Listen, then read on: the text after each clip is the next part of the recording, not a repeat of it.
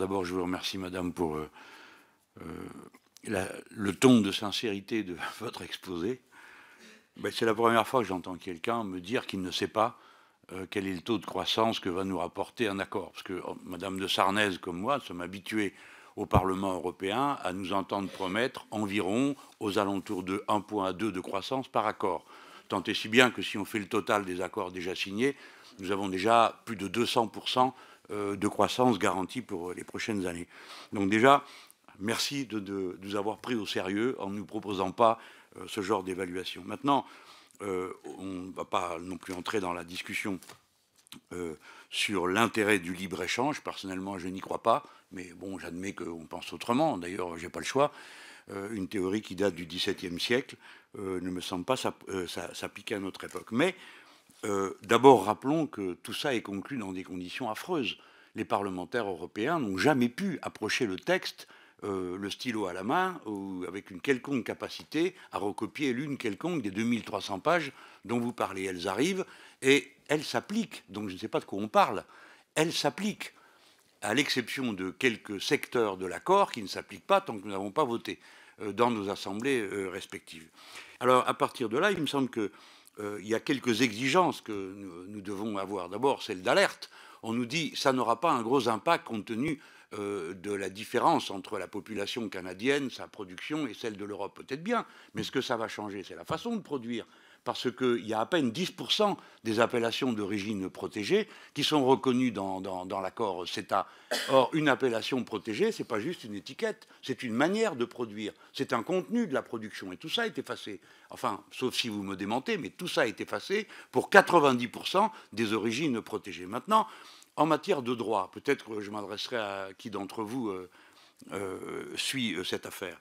Nous n'avons aucune visibilité sur ce qu'on est en train de faire. Pourquoi? Là, voici un accord avec le CETA. Quel impact ça a par rapport à la discussion sur le TAFTA?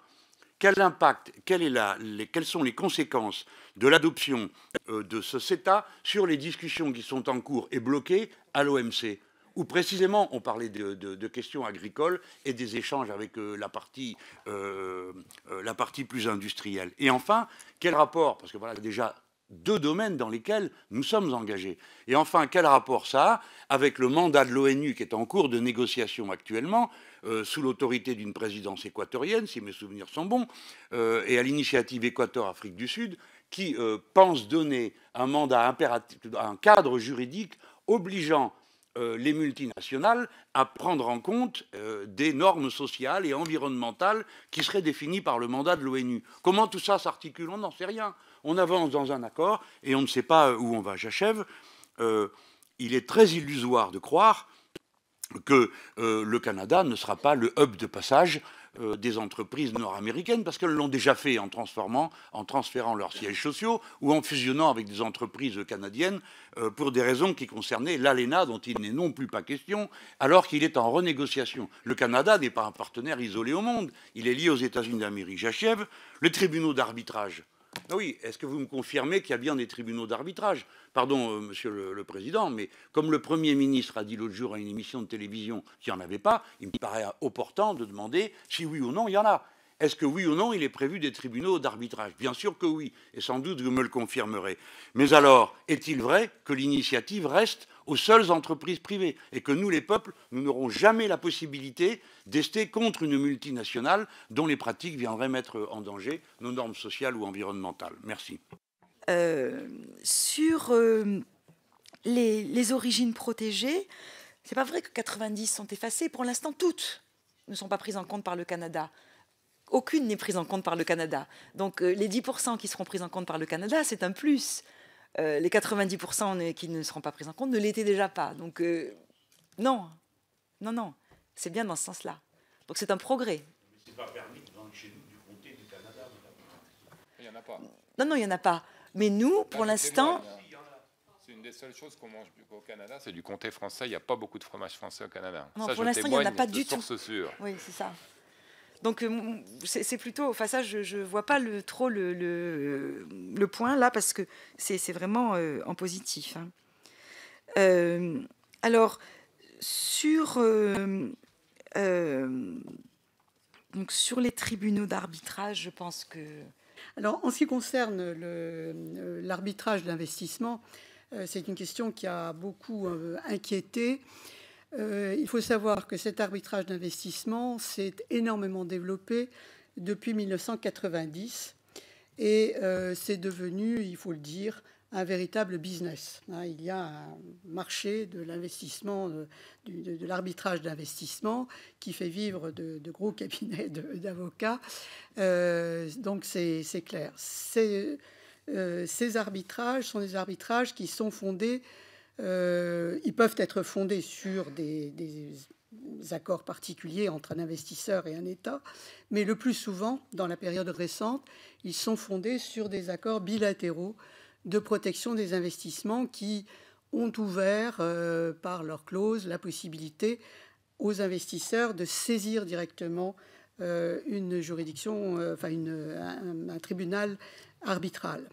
Alors, le principe, alors ce système a créé des inquiétudes dans la mesure où, dans un certain nombre d'affaires, les investisseurs se sont plaints du fait que leurs affaires étaient compromises par des législations nouvelles de protection de la santé, de l'environnement, etc.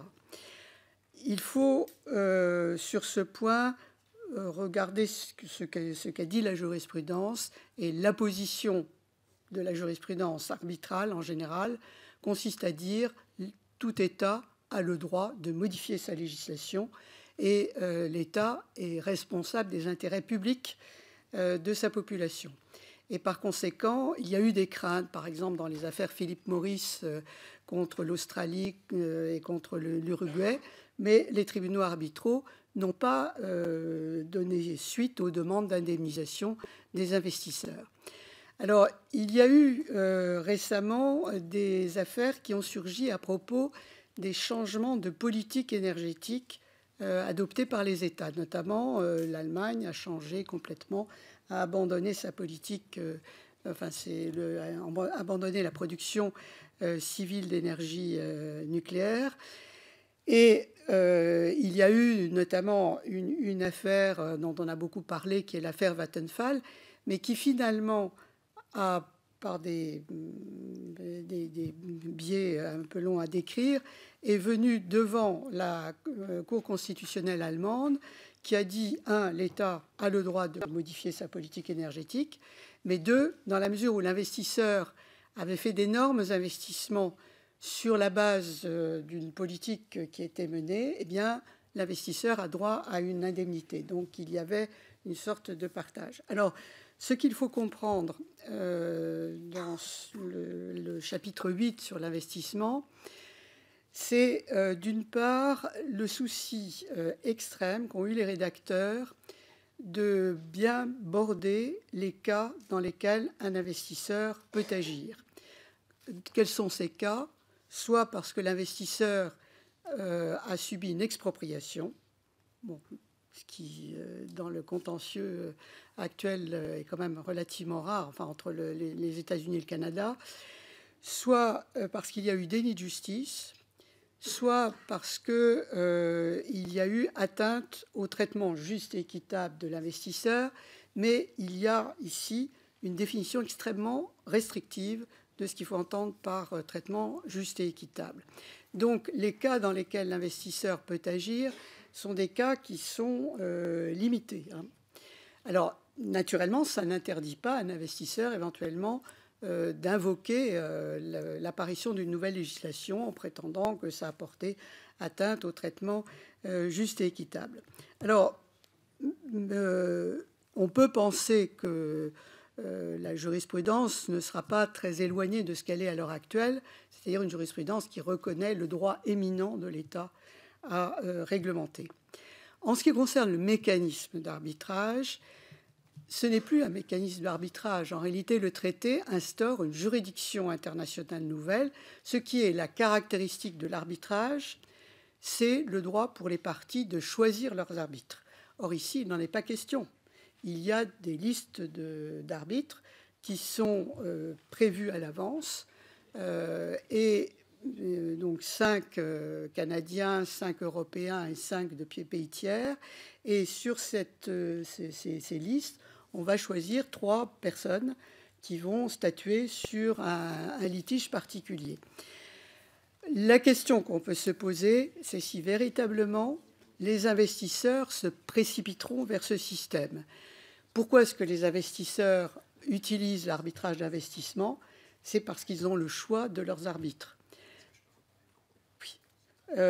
Ici, on peut se demander si c'est le cas et si les investisseurs ne trouveront pas plus efficient de revenir vers les juridictions nationales. Et de ce point de vue, la position de la Commission a été de s'interroger sur l'utilité qu'il y avait d'introduire un tel système. Les investissements canadiens en Europe ou européens au Canada, jusqu'à présent, n'ont jamais été gênés par le fait de recourir aux tribunaux nationaux. Donc, c'est une question qu'on peut se poser. Merci beaucoup de toutes ces explications au fond.